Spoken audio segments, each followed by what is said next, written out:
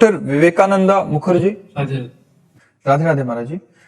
महाराज जी, दुख को शक्ति में बदलने के लिए क्या उपाय है महाराज जी? कह रहे हैं कि इनकी एक बेटी थी, वो मतलब प्रभु को प्यारी हो गई, बट अभी हमें भक्ति मार्ग में लगना चाहते हैं ताकि एक भजन से इसको काट पाए अंदर के शौक को। यद्यपि हम मोह के कारण दुखी होते हैं, लेकिन इस लोक का नाम है मृत्यु लोक। जैसे कसाईवाड़े में जो बंद पशु हैं उनको भी चारा दिया जाता है, तो उनको भूखा नहीं रखा जाता, हरा चारा, बढ़िया चारा दिया जाता है, बढ़िया इंजेक्शन लगाया जाता है कि उनका शरीर स्वस्थ रहे। अब वो पशु समझ रहे हैं हमारी सेवा हो रही, सेवा नहीं हो रही, गड़ासे की तैयारी हो रही। ऐसे हम सबको सुविधाएं दी गई हैं, लेकिन हम काल के कसाईवाड़े में बंद हैं। कभी बीमार देगा, किसी को बीमार देगा, और वो बड़ा निर्दयी है, उसको कभी किसी पर दया नहीं आती कि इसके मरने के बाद इसका क्या होगा, कोई दया नहीं। वो अपना काम, और आज तक कोई काल को मार दिया ऐसा कह नहीं पाया। बोले कैसे मरे? बोले एक्सीडेंट से। कैसे मरे? बोले हार्ट फेल हो गया। कैसे मरे? बोले अमुक ने ऐसा ऐसा। कभी कोई ये नहीं कह सकता कि काल ने मार दिया। ऐसी चतुराई से तो हम सबको मरना है। अब ये है कि हम लोग बड़ी भूल में फंसे हुए हैं। अभी होश में हो जाओ तो कुछ अच्छाई कर सकते हो, अगर होश में नहीं हुए तो बहुत बुराई लेकर के जाओगे, फिर अन्य योनियों में भोगना पड़ेगा। जो हमें ये रोना आता है ना, वो केवल मोह के कारण रोना आता है। जैसे आपने अपनी बेटी मानी ना, तो केवल शरीर तक, इसके बाद अगर वो बेटी आ जाए बात करे ना आपसे, तो आपका मोह नष्ट हो जाएगा। एक बार भागवत की कथा है, राजा चित्रकेतु थे। ऐसा उसमें लिखा हुआ है, उनके 1 करोड़ रानियां थी। जो ब्याह करते संतान ही नहीं होती तो 1 करोड़ रानियां थी।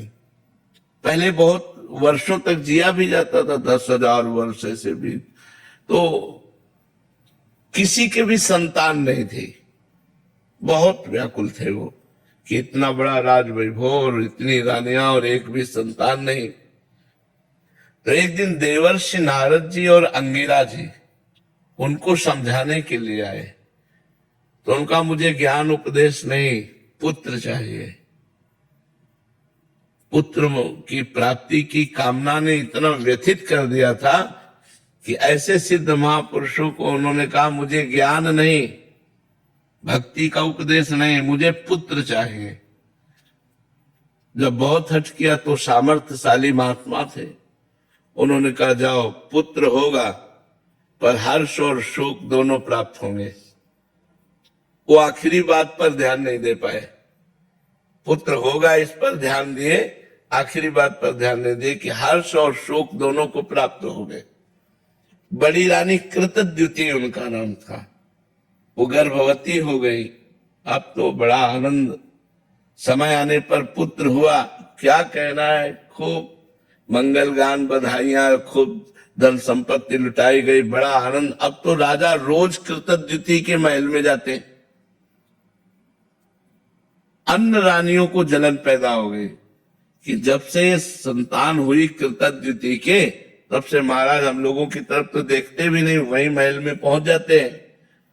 धीरे धीरे विरोध करने वाला पक्ष जोरदार हो गया रानियों का, और कहा हम सबके बीच में कांटा यही लड़का ही तो है।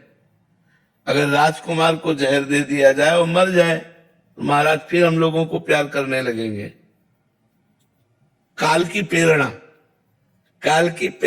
हुई और उन्होंने धायमा को अपने वश में किया और कहा कृतद्युति के महल में जाकर सोते हुए राजकुमार को ये जहर पिला दो। पिला दिया, वो सदा सदा के लिए सो गया।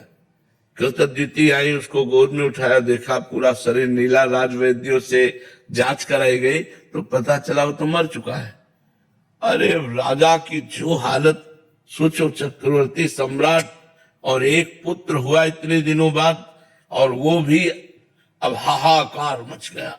महाराज पछाड़ खाते हुए गए, बस उसके चरण पकड़कर बार बार रोते कि बेटा तुम्हें दया नहीं आई, मुझको इस तरह दुखी देख करके तुम सुखी हो रहे होगे, बेटा कहाँ हो, बड़ा विलाप।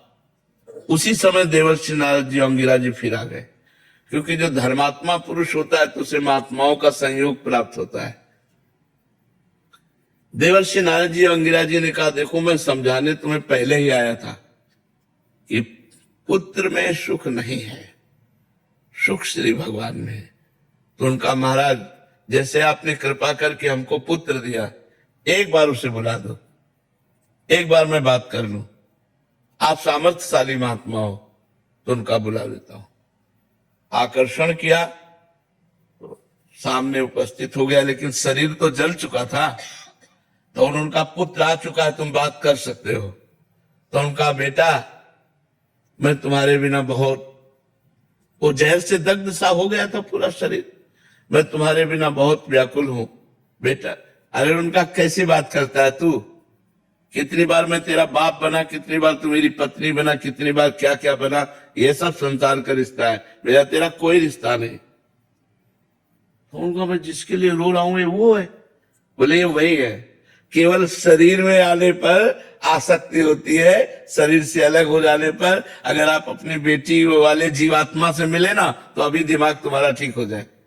पर अपने लगता है अपनी बेटी, चूंकि शरीर का राग, और वो तभी तक प्यार करती है जब तक शरीर में, और शरीर से अलग हुई तो उसका स्वरूप जो होता है वो अलग हो जाता है। तो हमें लगता है हमें अपने मोह को कंट्रोल करने के लिए भगवान से प्रार्थना करनी चाहिए और नाम जप करना चाहिए। ये जब जप करते हैं इष्ट चिंता में उसी का मुंह आ जाता है, तो उसी में भगवान की भावना करके प्रणाम करो, हम जो कह रहे हैं वही करो। जहां उसका चेहरा सामने आवे तो भगवान का प्रणाम करो कि भगवान सारी सृष्टि के रूप में आप ही हो, तो मेरी बेटी के रूप में भी आप ही तो थे। तो आपको देखो शांति मिलनी प्रारंभ हो जाए।